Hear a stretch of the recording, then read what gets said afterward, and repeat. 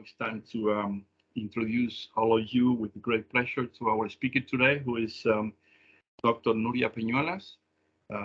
Núria is a graduate in biomedical sciences from the University of Barcelona in 2016 and performed her bachelor thesis at the University of Oslo in Norway. She then got a master's degree in neuroscience from the University of Barcelona in 2017. Receiving the Premio Extraordinario. Then she performed her master's thesis and her PhD in neuroscience at the Universidad Autónoma de Barcelona in the neurodegenerative diseases group led by Dr. Miquel Vila, also a PI at CIBERNED at the Vall d'Hebron Research Institute in Barcelona. Their main goal is to understand the role of neuromelanin in neuronal vulnerability occurring in Parkinson's disease and also during brain aging. So her title of her talk today is Multisystem Parkinson-like feature by modeling brain pigmentation in vivo. So Núria, thank you very much. Welcome, and thank you for your willingness to share your work with us, and the floor is yours, so please go ahead, share your screen, and go ahead with the presentation. Thank you. Okay, thank you very much for the introduction.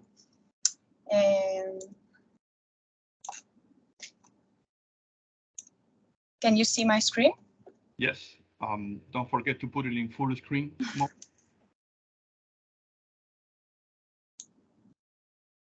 Okay. Yeah, it's fine.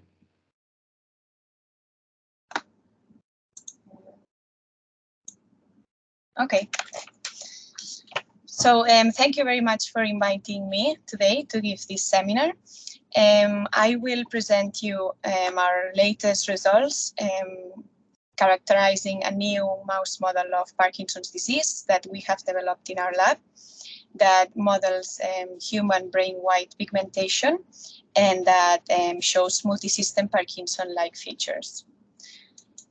Well, first of all, as a little bit of background, Parkinson's disease is a complex disease that shows both motor and non-motor alterations.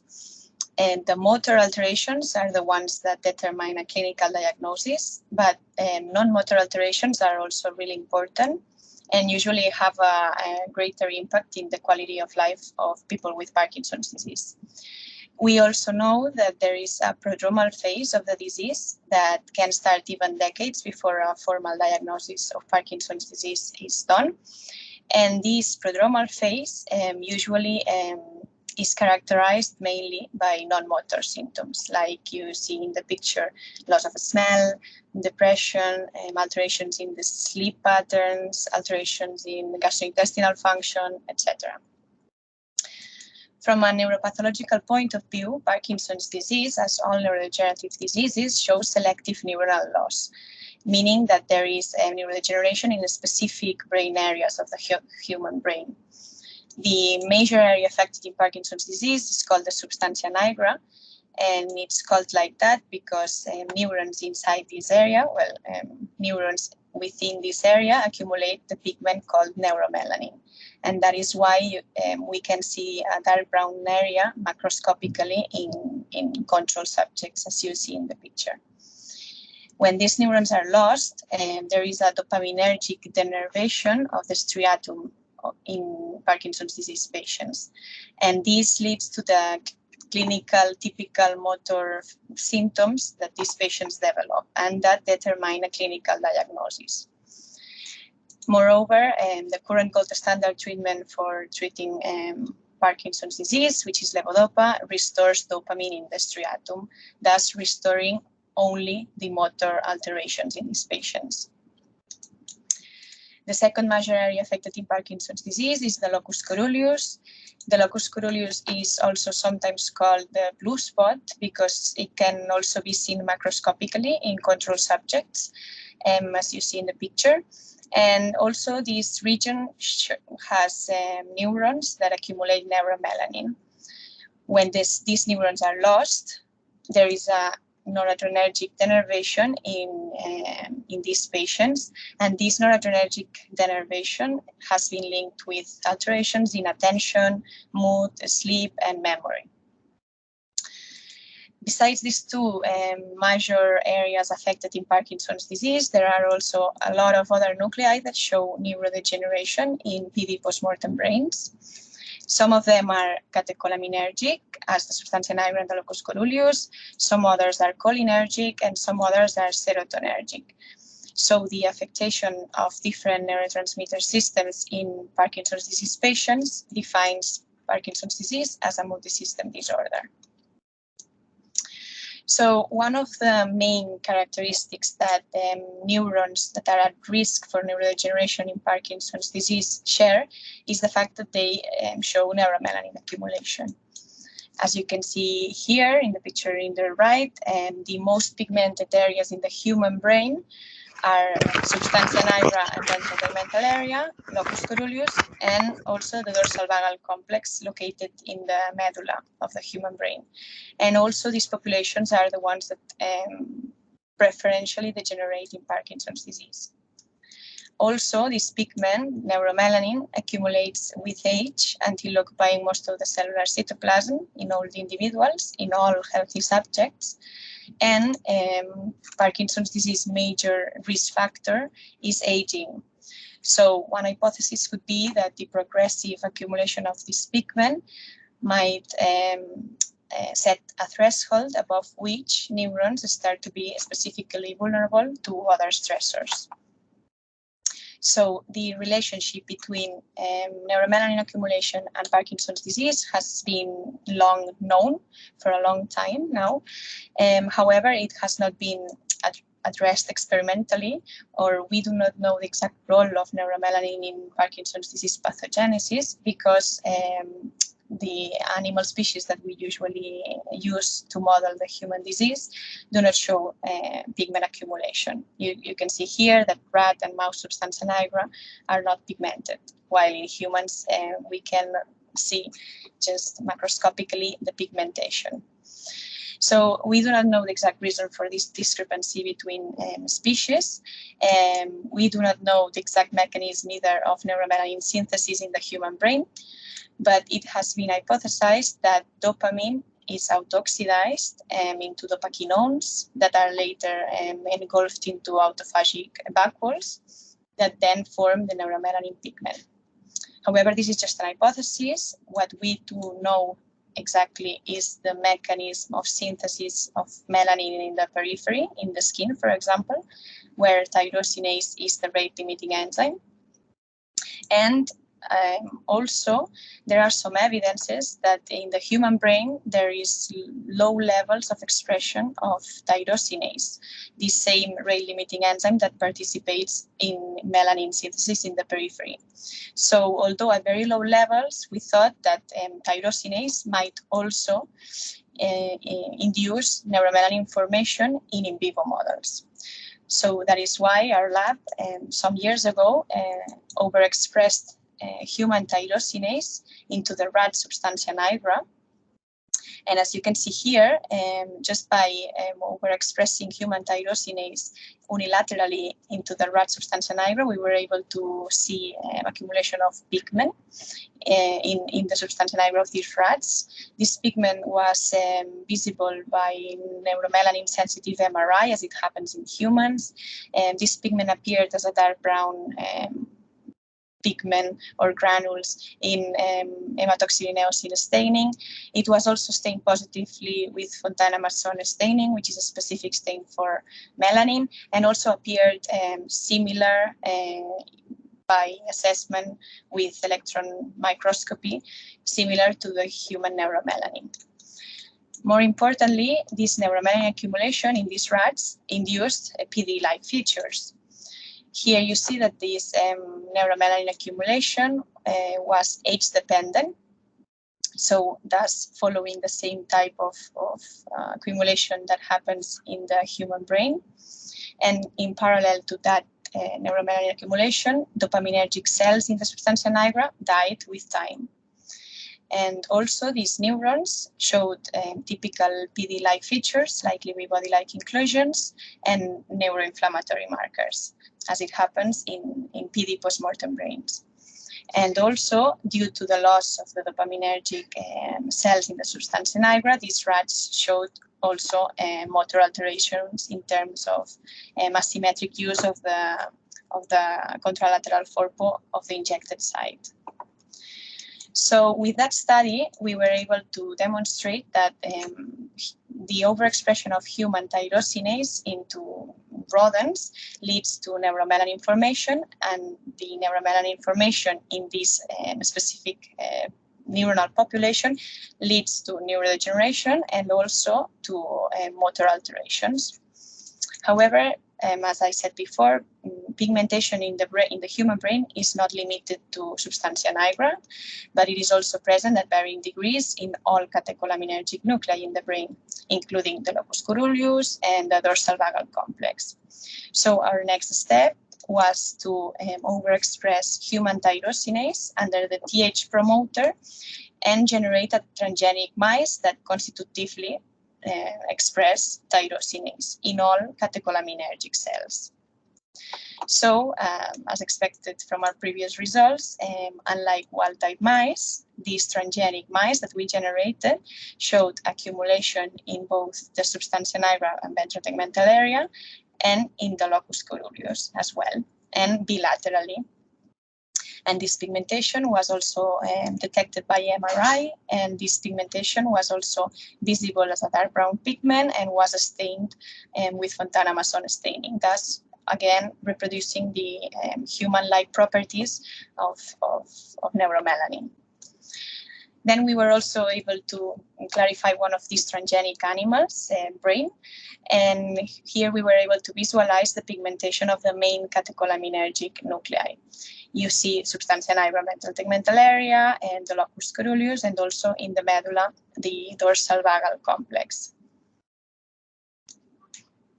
Then, besides this major catecholaminergic nuclei, we also looked at all the other catecholaminergic nuclei that are known to be pigmented in the human brain, which are from A1 to A14.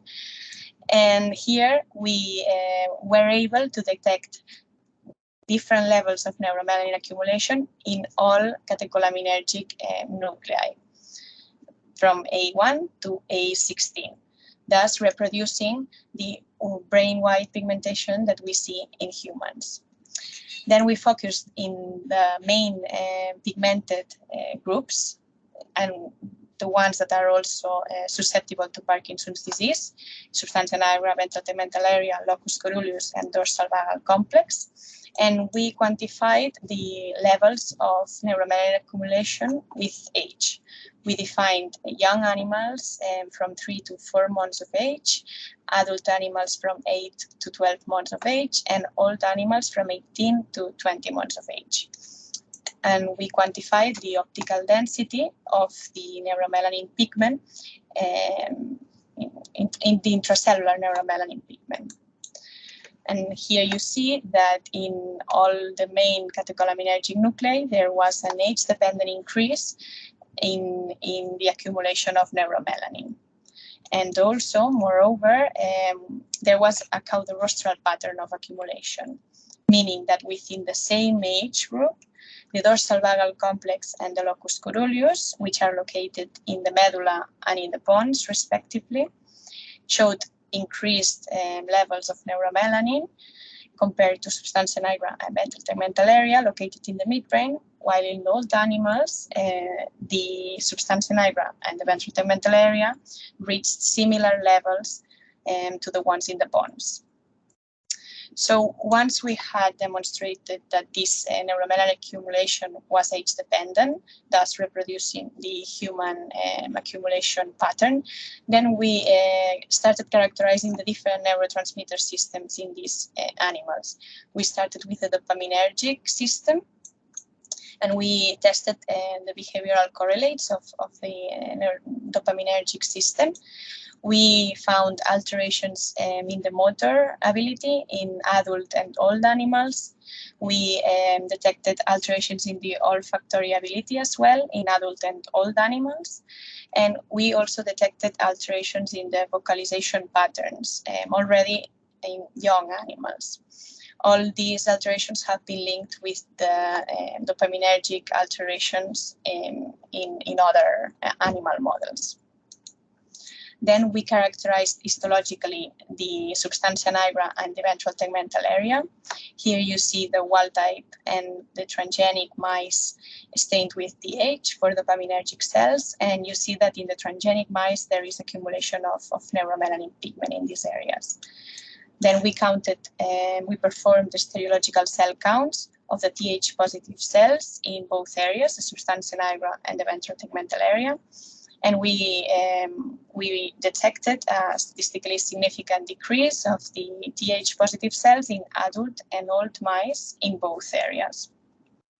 We then counted also the TH negative cells, which were still visible because of the accumulation of neuromelanin and a detectable nucleus. And when we considered the total populations of dopamine, in the two graphs that are below, we didn't see any differences, meaning that in this area there is no neurodegeneration, but there is a loss of the dopaminergic phenotype, which is a common feature also observed in Parkinson's disease, and it is considered to be a pathogenic state that goes prior to neurodegeneration.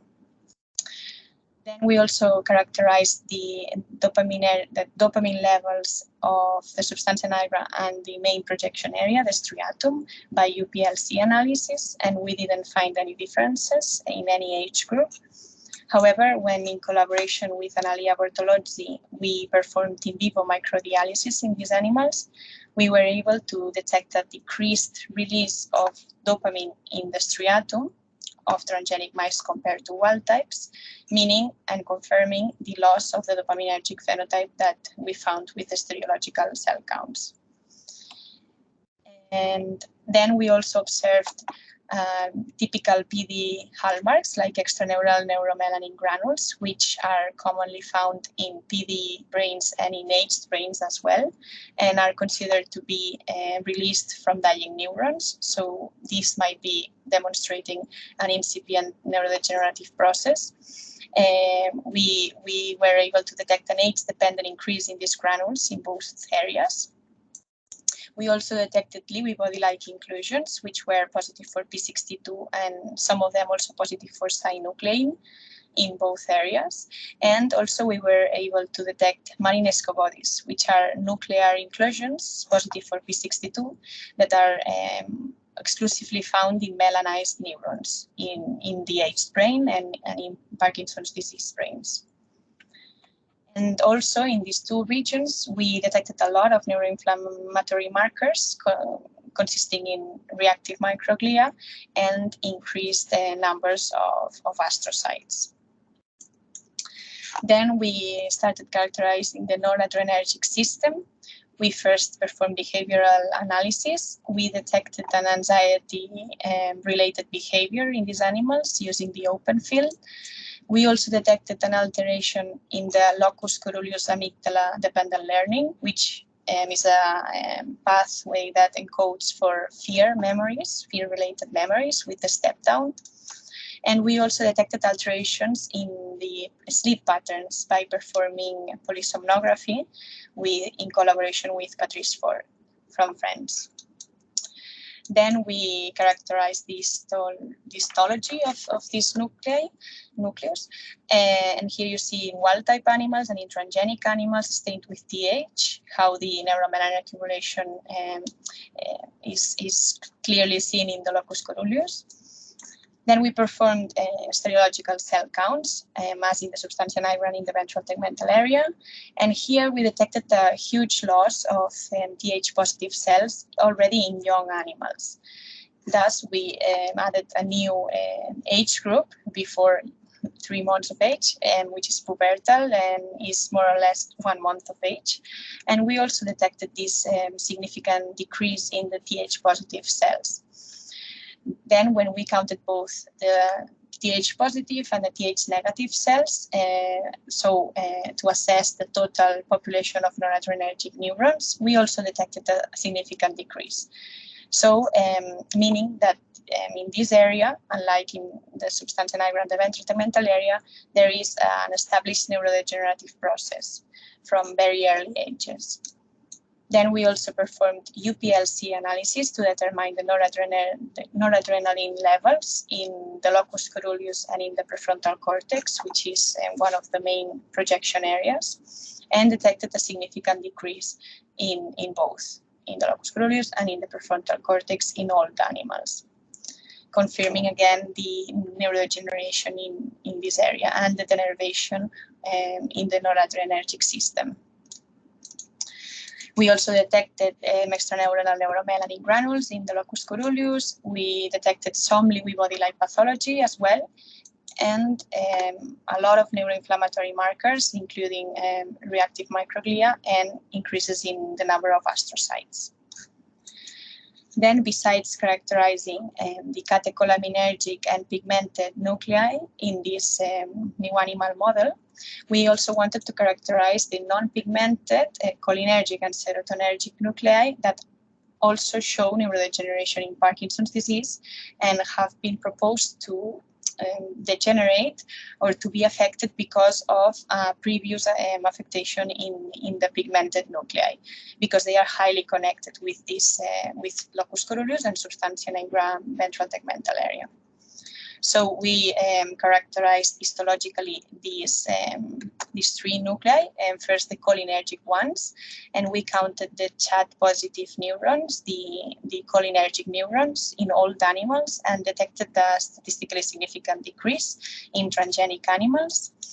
Then we also counted the serotonergic neurons in the dorsal raphe, and we detected overall reduced levels of total neurons in transgenic animals. However, this decrease was not statistically significant.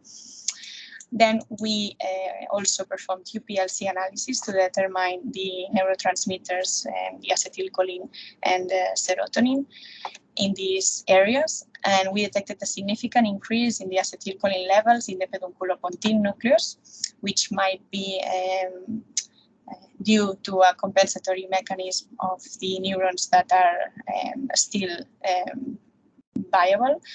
And we did not detect any differences in the prefrontal cortex in the acetylcholine levels. And we did not detect any differences either in the dorsal raphe and in the prefrontal cortex in terms of serotonin levels. However, when considering that the serotoninergic system and the dorsal raphe have been highly linked with depressive-like behaviors, we also assessed depressive-like behaviors in these animals and detected an alterations in adult and old mice. However, this can also be due to the affectation in other areas like the locus coeruleus and the ventral tegmental area, which have also been shown to participate in this kind of behaviors.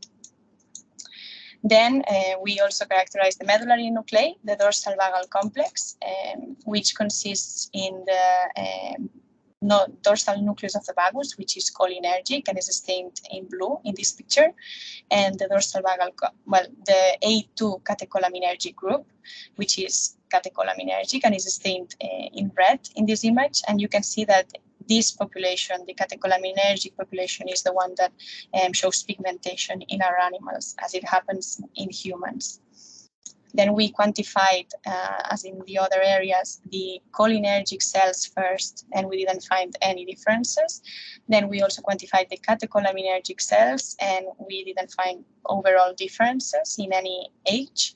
However, when we considered only the pigmented neurons, which are more or less 10% of the total population in the dorsal vagal complex, we did detect a significant decrease with age of these pigmented neurons, meaning that there is that neuromelanin accumulation is also affecting neuronal viability in this in the medulla, in the dorsal medulla in these animals. We detected a lot of extraneuronal neuromelanin granules in this area, which also might be showing the ongoing neurodegenerative process. We detected just a few Lewy body-like inclusions, and we detected increases in reactive microglia, but we did not detect any changes in the number of astrocytes in this area. And then, considering that the dorsal vagal complex innervates the major peripheral organs like the heart, the lungs, and the intestines, we performed UPLC analysis of the dorsal vagal complex and the major peripheral organs like the heart and the intestines. And we analyzed the three neurotransmitters that participate in the physiology of these nuclei, the nucleus, the dopamine, noradrenaline, and acetylcholine. And here you see that we detected decreases in the dopamine levels in the dorsal vagal complex, decreases also in the noradrenaline levels in the dorsal vagal complex, but we didn't find any differences in the acetylcholine levels in this nucleus, meaning or confirming the absence of pathology of this specific cell type, the cholinergic cell type in this nucleus. We detected decreases in the noradrenaline levels in the heart and in the acetylcholine levels in the heart as well. And we detected increases in the noradrenaline levels in the intestines and in the acetylcholine levels in the intestines. So the imbalances of these different neurotransmitter systems in the peripheral organs might be inducing some functional alterations in peripheric alterations. So we performed an assessment of the heart rate in different ages, and we detected a significant decrease in all the animals. Also, we detected a significant increase in the respiratory rate in all the animals. So considering that we saw peripheric alterations related to the cardiovascular system and the respiratory system, and these are common causes of death in both the aging population and Parkinson's disease patients. We then characterized also the lifespan of these animals, and we detected that transgenic mice indeed have a reduced life expectancy compared to wild-type animals. So with all this information, with having characterized that neuromelanin accumulation leads to neuropathological features of Parkinson's disease and also functional alterations typical of Parkinson's disease, we next assessed the molecular consequences of the neuromelanin accumulation in specific pigmented areas. And we did this by performing transcriptomic microarrays of laser capture microdissected specific regions. We isolated substantia nigra and ventral tegmental area at 3, 12, and 20 months of age, and we isolated locus coeruleus at 3 and at 12 months of age, considering that at 20 months of age there is a lot of neurodegeneration, and we were not able to assess properly the molecular events. We selected specifically the pigmented areas and performed Clarium D mouse transcriptomic microarrays. Here you see the volcano plots of the three different areas that we assessed: substantia nigra, ventral tegmental area, and locus coeruleus, and the three ages that we assessed them. And we detected an age-dependent increase of the differential expressed genes, and also we detected differences in the different regions. So the substantia nigra showed the lowest amounts of differential expressed genes, followed by ventral tegmental area, and followed by the locus coeruleus, which is consistent with the pathology that we observed in these areas. In terms of biological pathways, we perform gene set enrichment analysis, and here you see the three different regions and also the three different ages where we analyzed them. And you see the biological pathways that are enriched in transgenics in orange and the ones that are downregulated in transgenics in blue. So all the upregulated in the transgenic mice were related to the immune system in the three areas, and the ones that were downregulated in transgenic mice were related to RNA processing, translation, proteasomal function, and mitochondrial function. Then we focused on the differentially expressed genes that were common in the 3 areas in order to select a specific interesting therapeutic targets. And we saw that these shared differentially expressed genes were listed as the disease-associated microglial genes, which have been previously reported in Alzheimer's, but in other neurodegenerative diseases as well. And from here, we selected the GPNMB gene, which was commonly upregulated in the 3 areas and from a quite early time point. And we selected the GPNMB gene, which is called the glycoprotein non-metastatic melanoma protein B, because at that point, when we were analyzing the results, these 2 papers were published.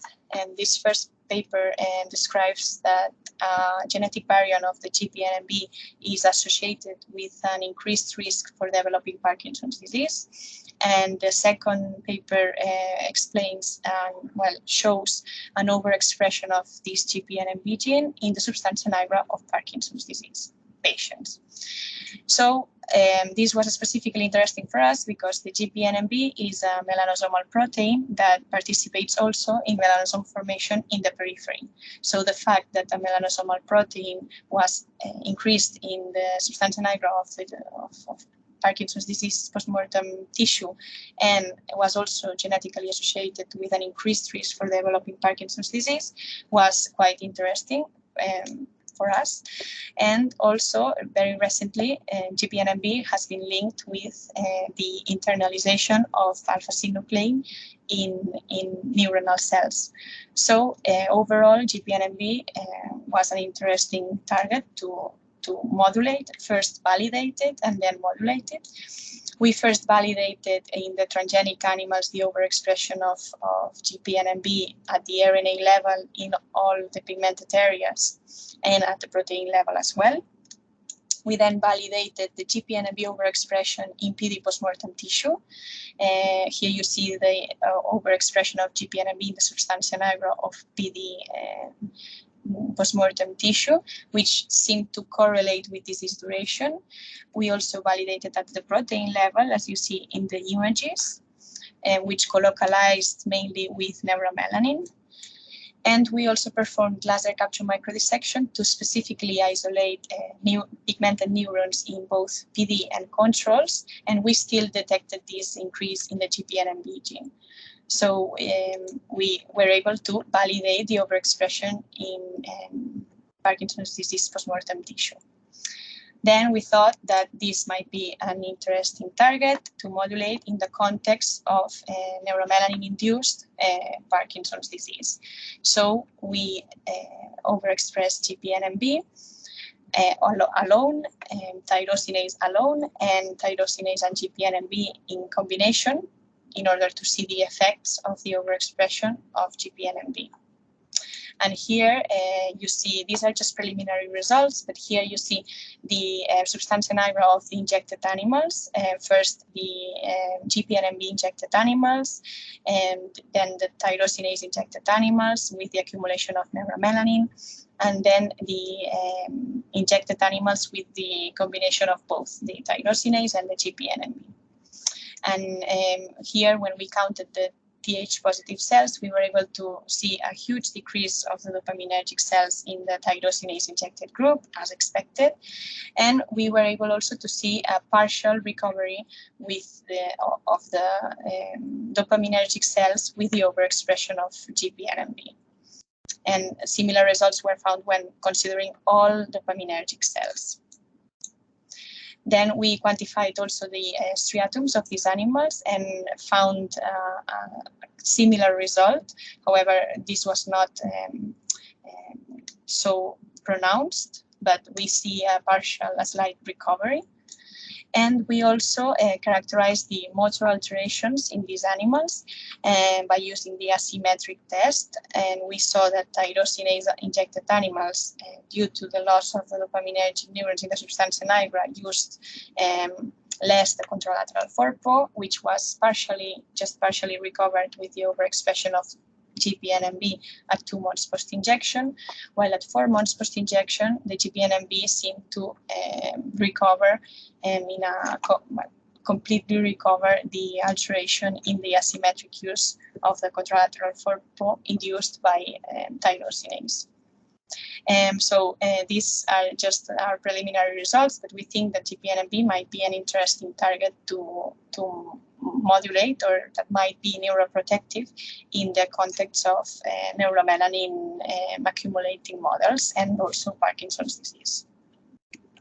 So as take-home messages, we have demonstrated that by modeling brain-wide pigmentation in vivo, we induce neuronal neurodegeneration and dysfunction, considering that we showed noradrenergic neurodegeneration and denervation in very early ages, and that we have shown dopaminergic and cholinergic alterations in late ages. And we also, by modeling brain-wide pigmentation, we also induced PD hallmarks, considering that we found neuroinflammatory changes, extraneuronal neuromelanin granules, and Lewy body-like inclusions. And also, brain-wide pigmentation induces multisystemic behavior alterations, including both non-motor symptoms, motor symptoms, and also peripheral alterations. So that is the end of my talk. I would like to thank all my group, because this is a huge project that everybody has participated a lot. So thank you very much. And thank you all for your attention.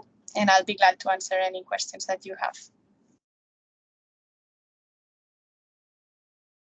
All right, thank you very much, Nuria, for a very interesting presentation. So the paper is now open for discussion. So if anyone in the audience is interested in posting questions to Nuria, please do so by using the raise hand icon in your application, or by sending me a message through the chat stating your interest in making the question. I will give you the floor to post the question yourself. So while we wait for the question, let's also remind everyone that the CIBERNED Webinar Series are held every other week on Thursdays at 3:30 p.m. These are open webinars, so if in the future any of you or knows anyone who is interested, even if it's not part of CIBERNED, please feel free to make the link available to anyone interested. Also, today's webinar has been recorded, or it is being recorded, and the recording will be available to everyone through CIBERNED website in the next few days. So again, any questions now?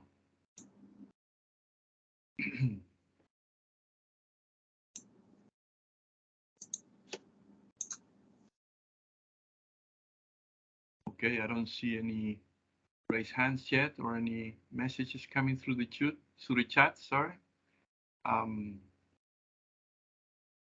So don't be shy, and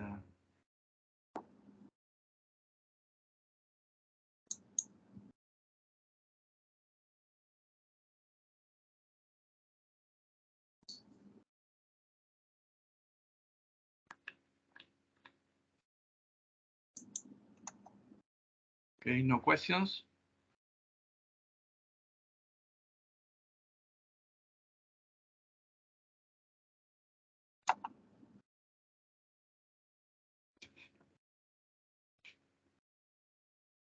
Hello, anybody there?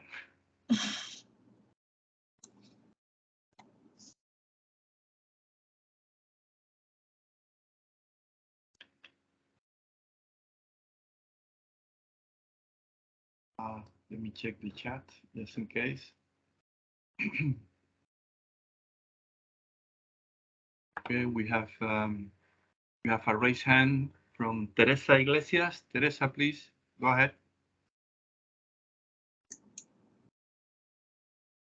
You're still mute, or okay?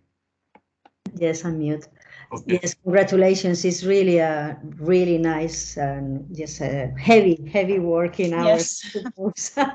No, but it's at the end you have the model, so, and it works so nicely. So I think it's a I think it's a result that you should be very glad to have this new model in your hands. So are you using this model for treatments or screening treatments or so for PD ideally? So this very useful model, you probably use it or share it with other labs so that you can screen for drugs, or what's next?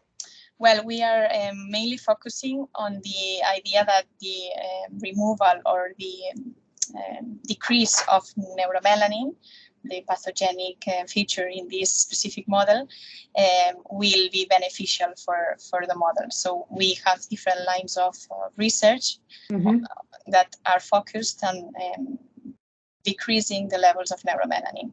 We've performed overexpression of BMAD2, which reduces the free dopamine in the cytosol. We have also performed diffuse also. I don't know if you transcranial focused ultrasound to reduce the neuromelanin. Yeah. So we have different projects in order to be able to reduce the neuromelanin, that we think that this is the pathogenic feature. Yes. Okay. Yes, and have you this published already? No, we are in the process.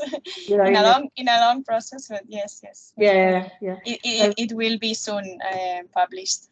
Yes. Okay. Yes. Congratulations to everyone, and especially to you, Nuria. It was a great talk. Thank you. Thank you very much.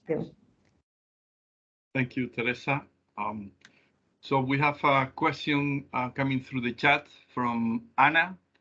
Anna, I'm not sure whether you have the microphone available and you want to make the questions yourself, or you want me to read it.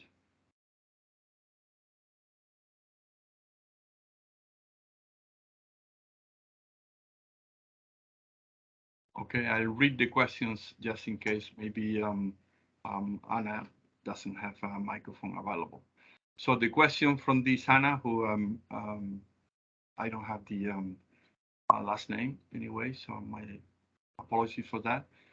The question states, can you explain a little bit about the mechanisms by which GPNMB could be neuroprotective?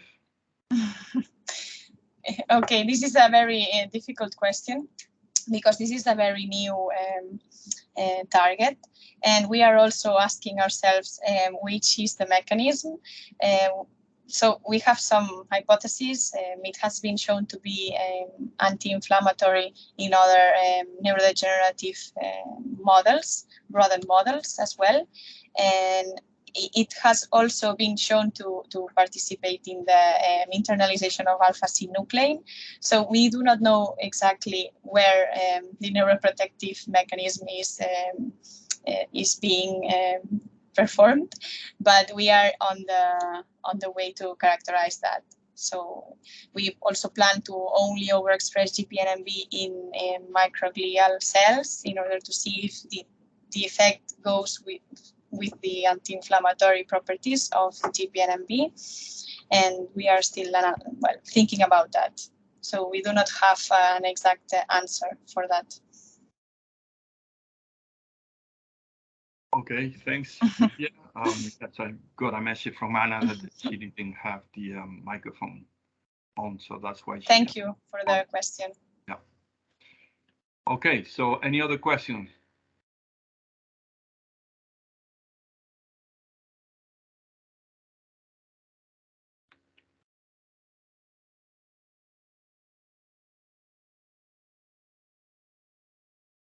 Okay, so I don't see any raised hands. Let me check the chat again. No questions coming through.